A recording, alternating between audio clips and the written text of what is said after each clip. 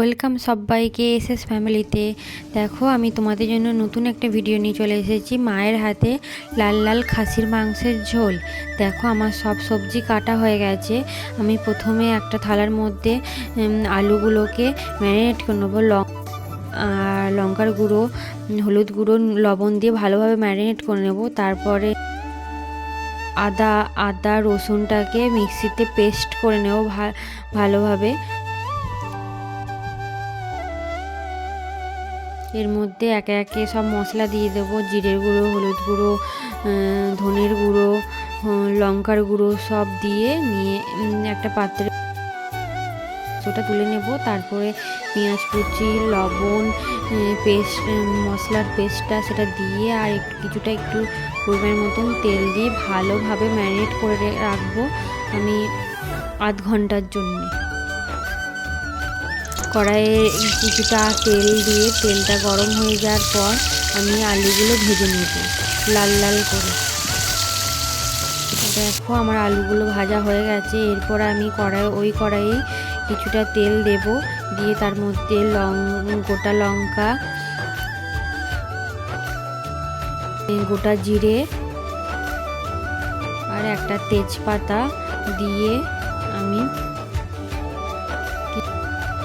চিনি দিলাম, দিয়ে তারপরে পেঁয়াজগুলো দিয়ে দিলাম। পেঁয়াজগুলো লাল লাল ভাজার পর লাল লাল করে ভাজা হয়ে গেছে। এরপর আমি ম্যারিনেট করা মাংসটা দিয়ে দেবো। তারপরে একটু নাড়াচাড়া করে ভালোভাবে কষবো মাংসটাকে।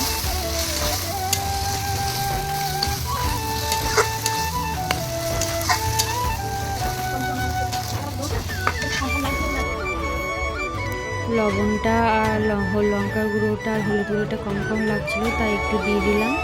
এরপর ভালোভাবে আমি কষবো মাংসটাকে।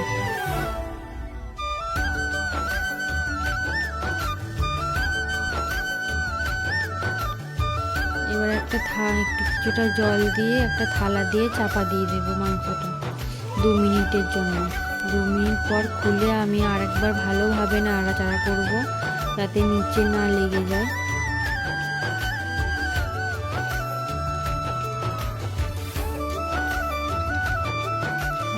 আরেকবার চাপা দিয়ে দেব। 2 মিনিট পর আমি আবার ঢাকাটা খুলে ভালোভাবে নাড়াচাড়া করব। ভালোভাবে কষতে হবে মাংসটাকে।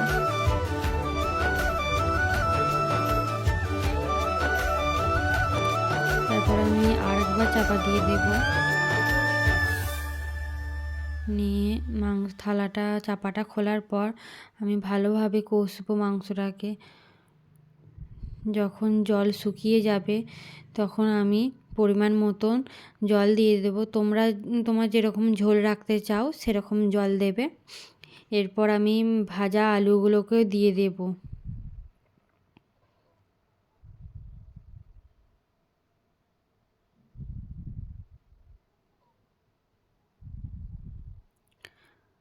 তারপর আমি আর চাপা দেব না। এটা ফুটে ফুটে সেদ্ধ হয়ে যাওয়ার পর দেখো আমাদের মাংস রেডি হয়ে গেছে।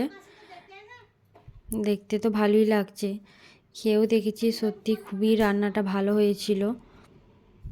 তোমরাও বাড়িতে এভাবে বানিয়ে দেখতে পারো। আমার ভিডিও যদি ভালো লেগে থাকে লাইক কমেন্ট শেয়ার করে দিও।